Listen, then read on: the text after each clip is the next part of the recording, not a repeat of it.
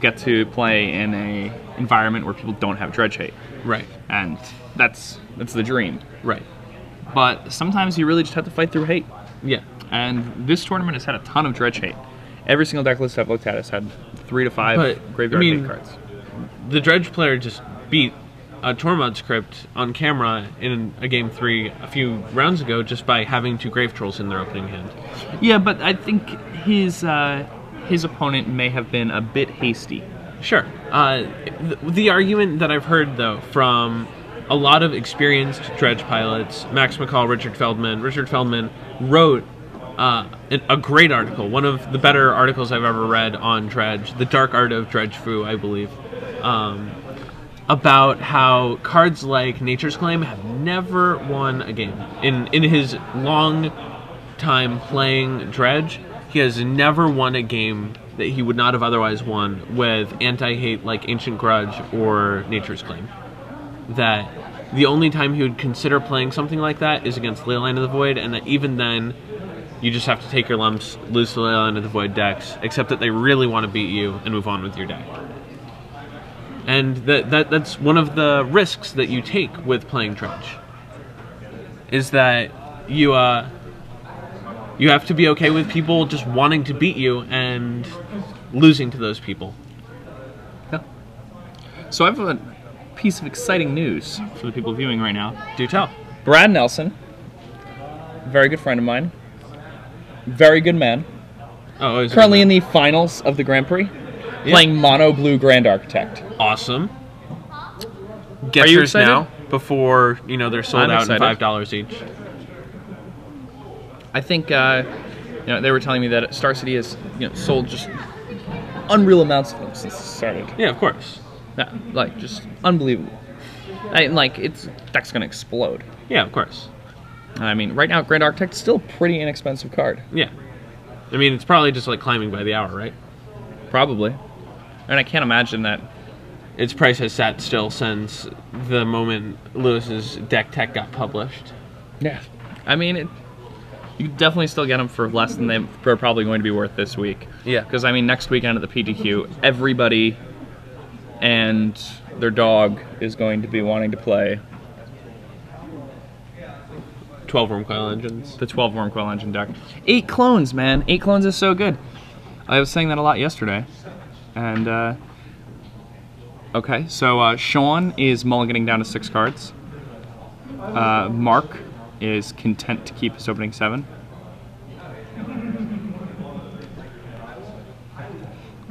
Now, I wonder who's on the play here. Do we have the who's on the play? The standings? Shawn is higher ranked, so he's going to be on the play, which is actually a really big deal. Another interesting thing to note about Mark's decklist is that he only has 3 Putrid Imp, which is by far your best discard outlet against hate post-board, because everything else is just a drawn discard spell. So he has 4 Faithless Looting, 4 Careful Study, but those aren't particularly good against Tormod script. Because if that's your only discard outlet, then when you get crypted, you don't have a way to put a Dredger into your bin until you cast another draw spell, which means that those are 12 cards that you aren't dredging. Exactly. So Shawn leads things off with an island, and Mark is going to have a turn 1 Undiscovered Paradise, which will cast a Putrid Imp, and then he has a Lion's Eye Diamond. Oh dear. Now, Shawn, if Shawn with a polluted Delta here. He has Brainstorm and Jace and 2 Swords to Plowshares. Yeah, a pair of swords in his hand. Undiscovered Paradise is a card that returns as you untap. So there's no trigger. There's it can't be stifled.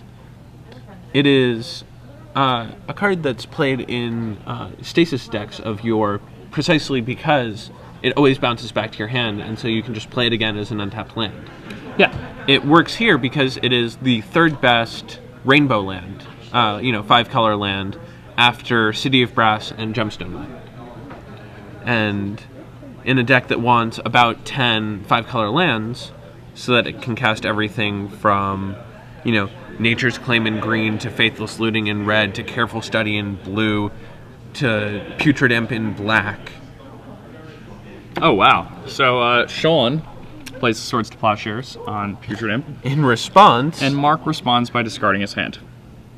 just the all of it. The all of it. That's a lot of. That's It's a lot of dredgers. Yeah. Some Stinkweed Imps. What's the second card down there? Between the two imps? Yes. Not sure. Could be a dread return. It's shiny. I don't really recognize it. Ah, Grave Troll. Alright, so Grave Troll, So- Cephalid Coliseum, Flamekin Zealot, Narcomoeba, Faithless Looting, Oh dear. Icarid. Oh, I believe those are both dread returns. They're Graveborn dread returns. I could be wrong. Okay, awesome. I'll check on Gatherer. That is a very good dredge for Mark. Yeah, that's about as good as it gets, especially because he's about to peel another 12 off the top of his deck. Yeah, well, not quite 12, probably 10, right? Because he's got the Faithless Looting, but sure. doesn't have the extra Grave Trolls. So he's going to get to sacrifice the LED here. No, I guess 11. Gets to replay his Undiscovered Paradise, sacrifice the LED, thus discarding the Golgari Grave Troll, flashing back Faithless Looting, dredging Golgari Grave Troll, and then dredging either another Golgari Grave Troll if he hits one, or a Stinkweed Imp if he does not. So getting another 11 or 12 cards into his graveyard this very turn. If he happens to hit in those 11 or 12 cards 2 Narcomoebas and a Grizzlebrand, he wins this turn. Yeah, that's pretty sick. That is very sick. I mean, Faithless Looting, very, very good card. Yeah.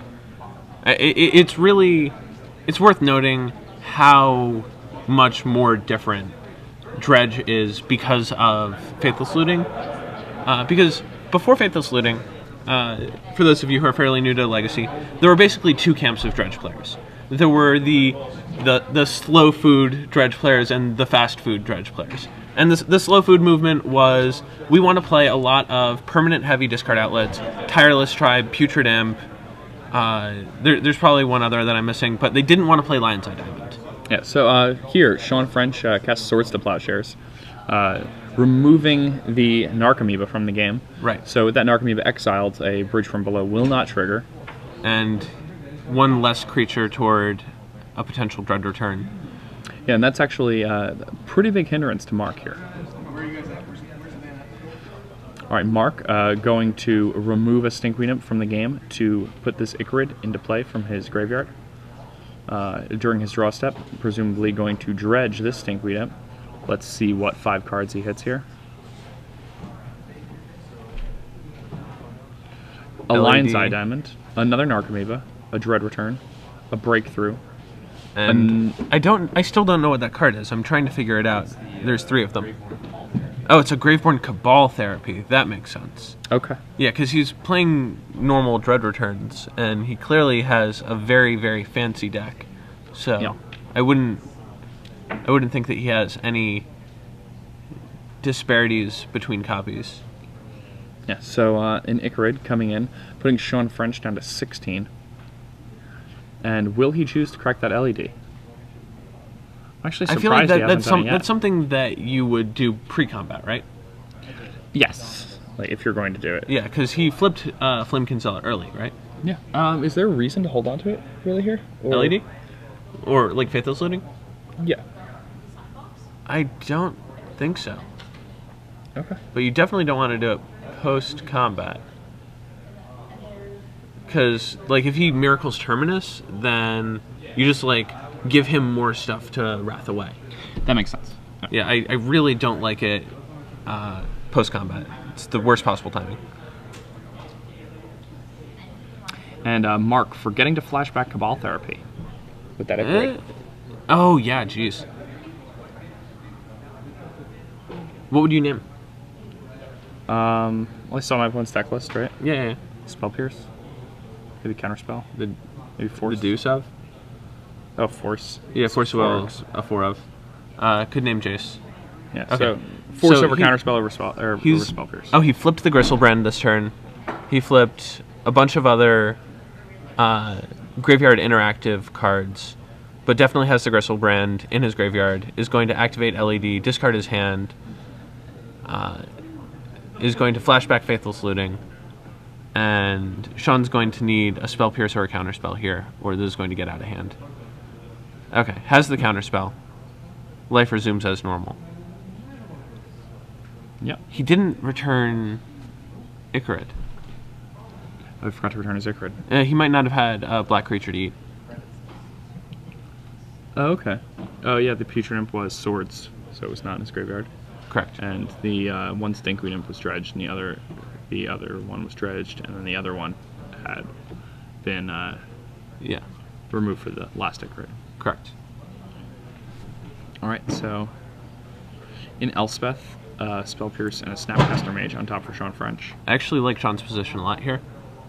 He still doesn't have that Terminus. He's going to need to find one soon, but Mark hasn't hit any bridges.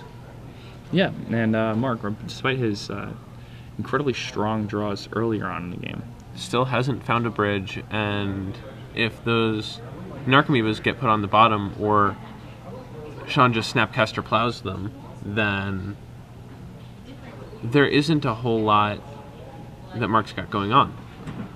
He's without a hand, he's dredging 6 or 5 a turn, and now Shawn has a top. You know, the potential of Terminus mid-combat opens up. Yeah, and that's a scary thing.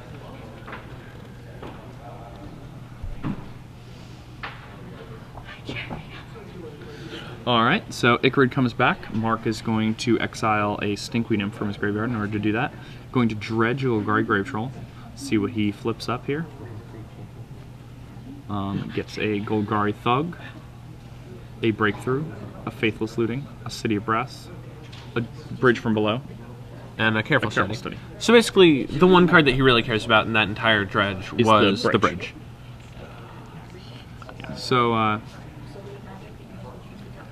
he can sacrifice the... does he just go for it here? Go for the Dread Return? Yeah. So he loses to Spell Pierce.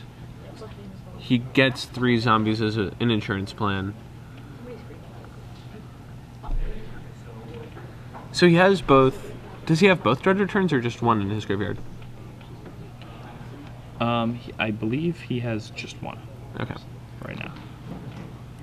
Right. He found an Entreat the Angels, which he can leave on top. And he has a Plow. Yeah. Plow also quite good here. He's mana constrained, so Entreat's actually going to be pretty poor.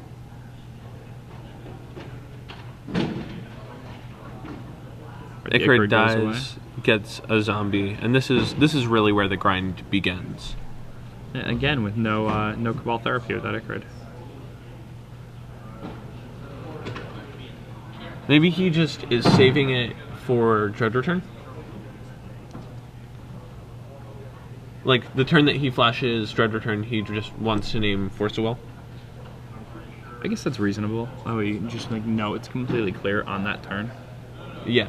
The problem is your Icarid is a resource. It's actually less that and more that, like, Cabal Therapy is completely useless here because the only thing that really matters is whether Terminus is on top of his deck and he has Sense's Dividing Top and play and it's untapped.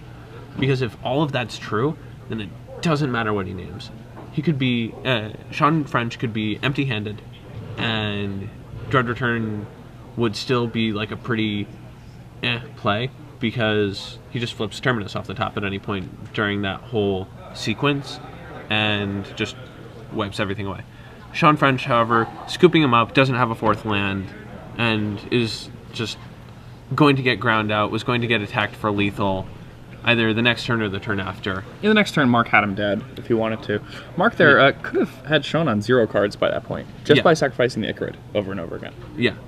Had multiple Cabal Therapies to flashback. Yeah, I think he had 3. Yeah. So we should probably keep our voices down. I just realized that there are very few people in this room. Fewer people in this room. Hello. So we're about to give away 6 free months of premium. So how this works, we're going to ask you a trivia question. You can tweet your answers into hashtag SCG Premium. Mm-hmm. Now, today there is a card from Urza's block, a blue card. It's a sorcery. Okay. It costs 2 colorless and a blue. And This card, you know, we've seen it from time to time pop up in top 8 here or there, Star City events. But at this event, this card has done some really, really impressive things.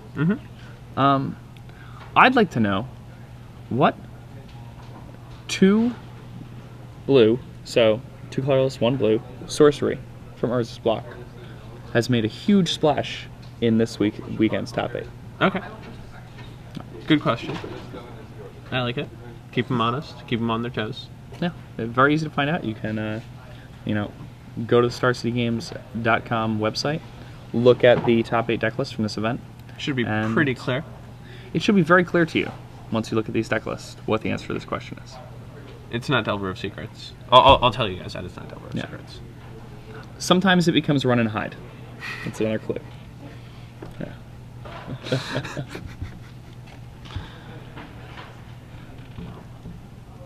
I like it.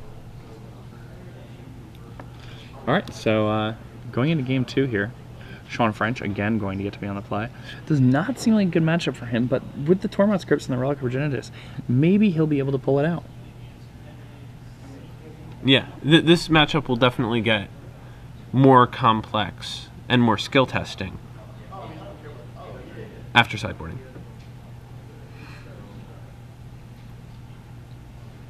Yeah, whenever you cover Dredge, it's almost always going to win game 1. I mean, it sort of counts on it. That's something that's really important to Dredge, is that it's going to win game 1. Right.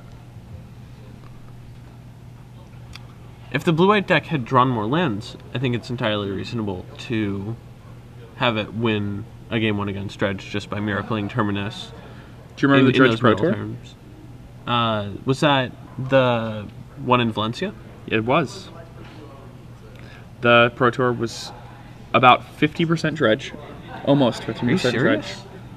More people played Dredge than any other archetype by far, and it got crushed. It's like day 2 retention rate was like under 20%. I mean, when half the field is playing it, there's a pretty big spread in talent, right? It's not like exactly the top 50 percentile of 50% of skilled players are playing it. Yeah, I mean, also people had like 8 sideboard cards for it, like almost everybody. Like well, there were literally half the room is playing it. Like I had 4 Leyline of the Void and some number of Tormod scripts in my sideboard. How many times did you face it? On day 1? Yeah, 3. So if they How were many worth times it, did you beat it? 3. Oh, well done. Yeah. Seems like a miserable Pro Tour. Not the best Pro Tour. Also, day 1 was like 1,000,000 rounds long because we didn't have... Well, you guys got flooded, right? Yeah, so we kind of didn't have a day 1 and just had a day 1.5 that was 1,000,000 rounds long. I still didn't day 2, even after beating all those Dredge matches. So, a solid 5-5.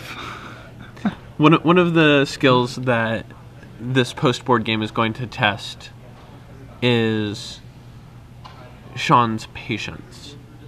Shawn has a lot of triggers that he can pull and buttons that he can press to make things go away. He has terminuses that he can miracle. He has... Would you refer to those as levers? Levers that he can pull? Yeah, levers that he could pull? I suppose if I were the British sort, I would. He has swords to plowshares that he can point at creatures. He has Tormod's crypts that he can pop. Relic of Progenitus. Oh, a single Relic of Progenitus that he can activate. But he only has so many of these things, and he needs to ration them wisely, and he needs to figure out how he's going to win after he pulls all of these levers and pushes all of these buttons. Because it's hard. Like, I mean, his deck's pretty grindy, and he's going to have to take out a lot of his win conditions here. I agree. What do you think he takes out here? Spell Snare for sure. Doesn't hit a thing. Well, yeah. But beyond the Spell Snares, because he's bringing in, what would you say, 6, 7, or 8 cards? 8. 8? 1 Terminus. 1 V-Click, 2 Path. No. 3 I'd leave the V-Click in in the board. I'd for sure leave the V-Click in the board. Are you V-Clicking them? You like need a way to win, a way to block and trade. So you just like look at their hand. You can never actually. No, you V-click yourself and just sure. get further to your Torments, Crypts, and Relics. All right, Shawn is actually mulliganing at 5, so it doesn't really bode too well for him. No, I don't like his odds here. No. The degenerate top 8 continues. Oblivion Ring's really bad. I'd cut that too. Oh yeah, Oblivion Ring's terrible. Yeah, but you really like V-click just as like a way to like loot for yourself, plus like a threat that can trade, get rid of bridges, and can just get you like toward more Crypts and Relics. Narcomoeba? Yeah, because they're always gonna swing with it. You can like definitely nab a bridge with that. Have the stare off of V-click versus Narcomoeba, or do you send your click into their Narcomoeba? You say no. You like they attack with their Narcomoeba. You play your V-click, you loot, get closer to more Torments, Crypts, and Relic Progenitus, and it's like one of your only effective ways to get rid of bridges. Otherwise, they can just grind you out. Well, but you have 4 Graveyard Sweepers, you have 4 Wraths that don't trigger a bridge from below. So you're taking the V-clicks out? Yes. Okay, so you're taking out V-click, you're taking out Spell Snare. I'm taking out... You're taking out Oblivion Ring. Yeah. I agree with the Spell Snares and the Oblivion Rings. I don't agree with taking out the V-clicks. I think you take out Entreat the Angels. Yep. I would cut Counterspell as well. Is Shawn really...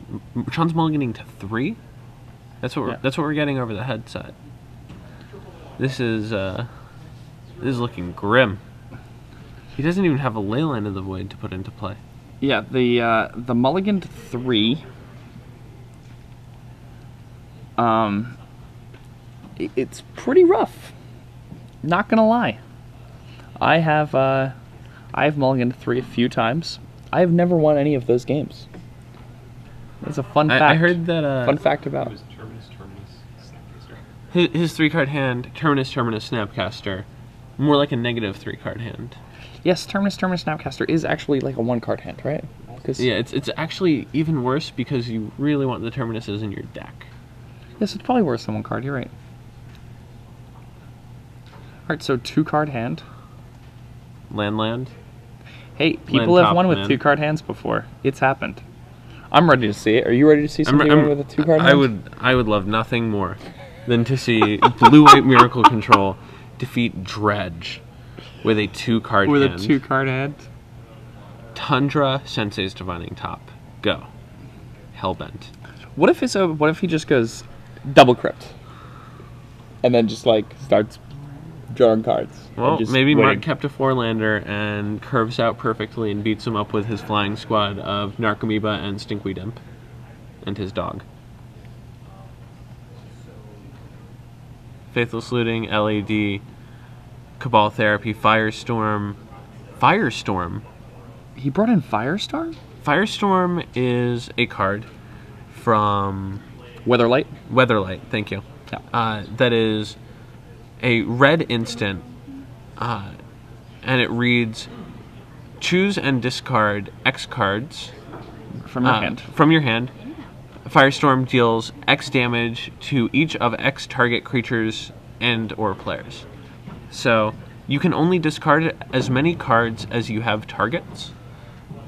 And since Shawn does not play many creatures at all, it will rarely discard more than 2 cards and deal more than 2 damage. Yeah, it's just pretty bad. It's very, very good against the green-white decks. Well, yeah, obviously. Because you just wrath them and dump all of your dredgers.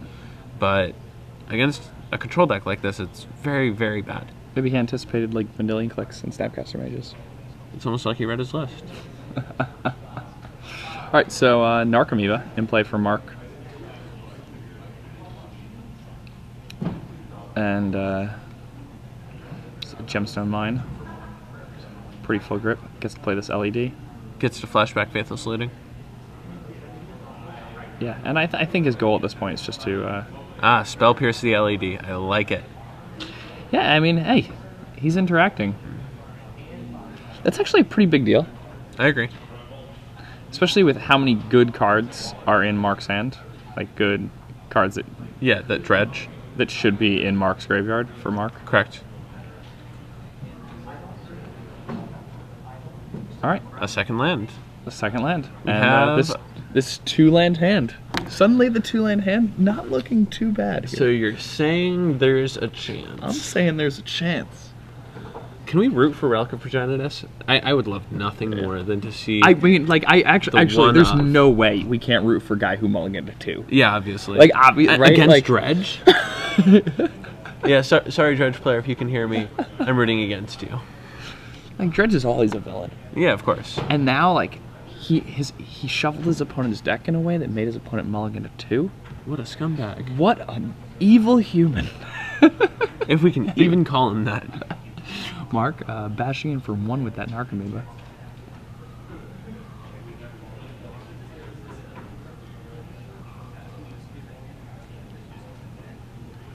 And Shawn draws for his turn.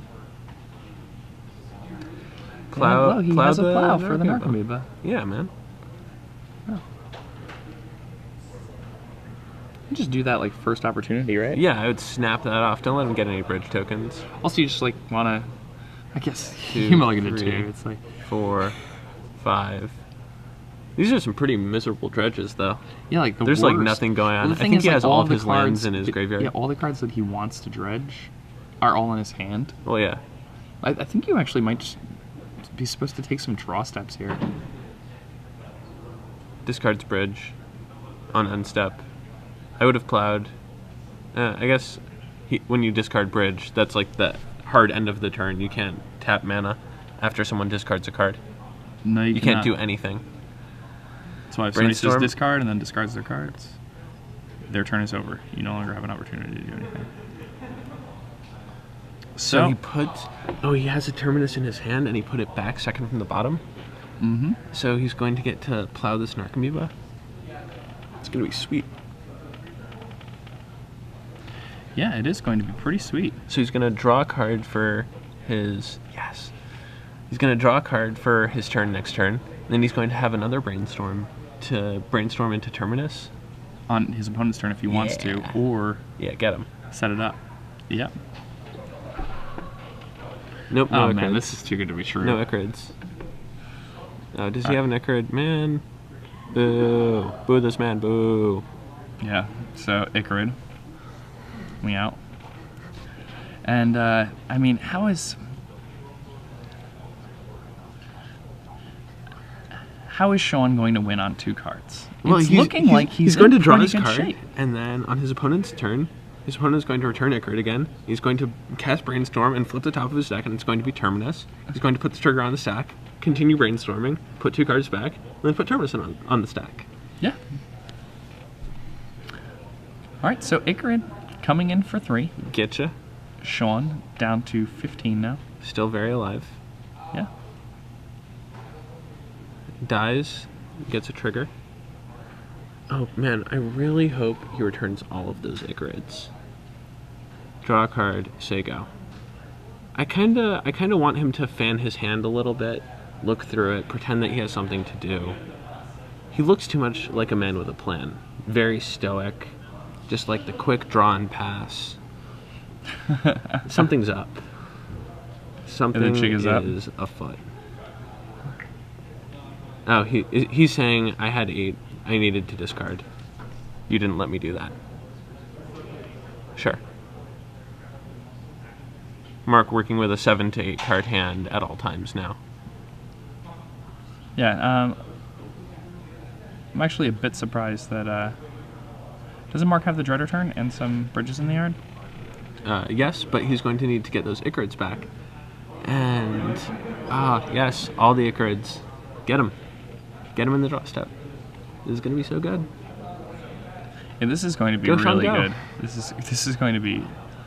He's going to win on 2 cards, isn't he? Dude, I really, really hope so. I really hope so. He's going to do the impossible. Dude, he's got to, like, peel He's like form on John script and, Henry beating the locomotive Yo, can we, like... machine. The coal machine, whatever John Henry beat.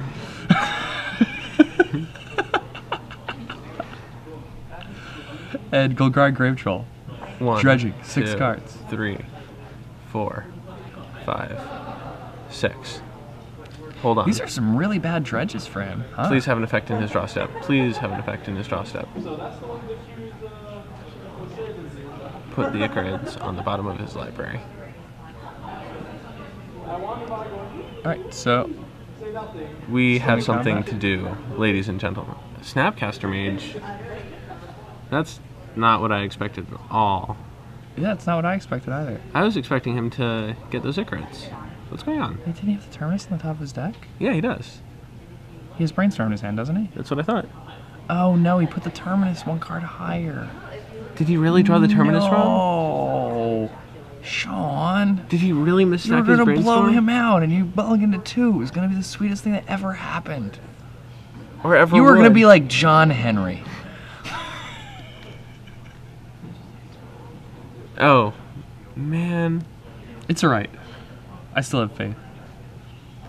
He's about to top deck Tormod's Crypt, Tormod's Crypt, Tormod's Crypt in a row. Dude, just Relic of Progenitus and get you. Alright, moving a bunch of cards here. Dredging this Grave Troll.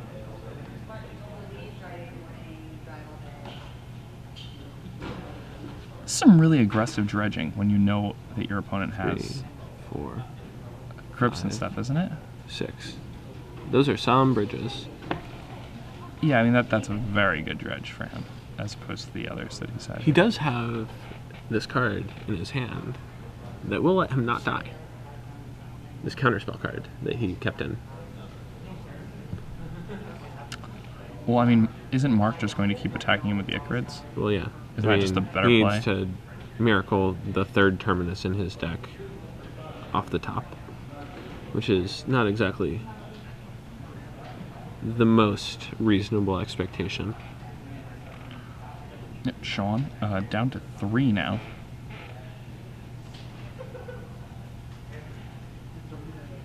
Did he really not have a Brainstorm in hand after all that?